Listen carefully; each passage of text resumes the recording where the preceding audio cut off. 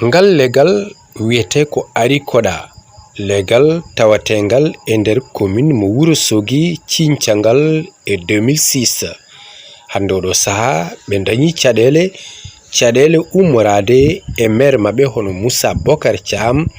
ardude sete kam e tracteur libde wone galleji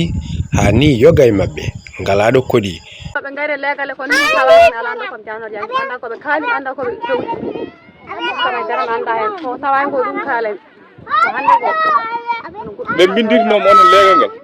legal ngal windirnomo goto windaki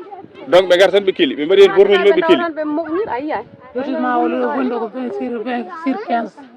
lotissement o noɓe gari ɗo premier min wonda min tan e legal min ngala courant min ngala ndiyam min goytima maire lotissement ko lotis ko noon fuɗɗima waddirade ɓooyi seeɗa ko joni noon Allah waɗi o ari ngol ɗo yiiɗi ko yaltinde beddaji ɓe gari ɓe kela galleji ɓe kela cuuɗi won cuuɗi wonɓe ganduɗa galleji nanɗo taw cuuɗi almoɓe konno hen kela bagage mumen jaltinga hande so tooɓi min kam min gandumi legal gurgal e caɗele baɗeno keɓal ndiyam caɗele to bangal wasde ɗum hebde ndoyam ala ko haali noon to bangal sécurité hande oɗo saaha so ɗum ɗo yante mabɓe ko caɗele mawɗe wiide mabɓe noon so sago laamu ngu yeccitoɓe walla ɗum ɗo wawa yettade ha to Diomaye Faye gardi leydi Sénégal walla e premier ministre on Ousmane Sonko ɓe gandine caɗele ɗe ɓe guuri e nder oɗo commune mo Wourossogui woni artan koɗa no foti duuɓi hande gonɗon ɗo ngal legal ko ngal huɓde ko ɓuuri hande hedde 15 ans ko legal ngal huuɗi par ce que gila 2006 legal ngal huuɗi mais ngal ala courant ngal ala ndiyam dal ɗo ko bamule goni ka bamule goni bamule ɗe ngala sécurité ngala presque ala hay mur ala ndiyam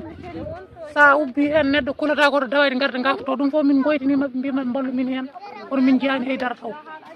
eyyi so min keeɓi kam ɗum ɗon yetto jooma en walla min keeɓa ndiyam min keeɓa courant minen komin citoyen koye leydi emin jeeya kadi minen min jarani banggue politique ɗum ɗo fotani yarude banggue politique foti wonde tan ko poɗɗo hebde heeɓa eyyi ndiyam ara courant ara minen min ganda koye leydi emin jeeya par ce que wiyama hande Wourossogui ne jogui legal ngal ganduɗa ala courant ala ndiyam bamuli mumen ngala mur ngala ndiyam ene ɗeɓi wadde compliqué ene ɗeɓi metti famde donc kanko e hoore makko ari ɗo hande Moussa Bocar e hoore mum ari ɗo mbe holɓe wardi ɗo dariɗa ɗo kanko dari ɗo holɓe wardi wardi ɗo koye délégation makko bolɓe wonɓe mairie yimɓe makko laamu ari hen nono min jeeya donc ɓe mbaɗi ko teyade mabɓe helde galleji ɗi so tawɓe tooɓi hande holɗon yimɓe mbaldata min de kam mbiɗa andi kam mbiɗa jogui cuurel gotel to mbalmi min e debam sukabam kono mbiɗa andi so tooɓi hande ma wat walɓe Bowol walla ƴeewde to waali to eyyi to banggueji goɗɗi kono ma woɗɓe ganduɗa hande on cuuɗi liɓaji ɗo hen ko yimɓe mbalanno hen Drangal Moussa Bocar Thiam ɗon de legal ari koɗa ɗo henni dillini politicieji kewɗi ha tengtino nenne e adjoint makko hono maître Thiam kañum e hoore mum ardi ɗon e sete ngam ƴewde beele ko wiya ko gonga kanko maître Thiam nonenne o tengtini enne ina wayno e nanante e wiide makko Moussa Bocar Thiam nana eɓɓi wadde lotissement legal ngal kono ala ko saabi komo waɗa ɗum so wona yidde heptude wone galleji ngam herra ɗum kono noon on waɗi erago fewde e ɓe ganduɗa kañumen goni population mo Wourossogui nde mbattata hakkille leyɗele ɗe ko dendaɗe legal naɓe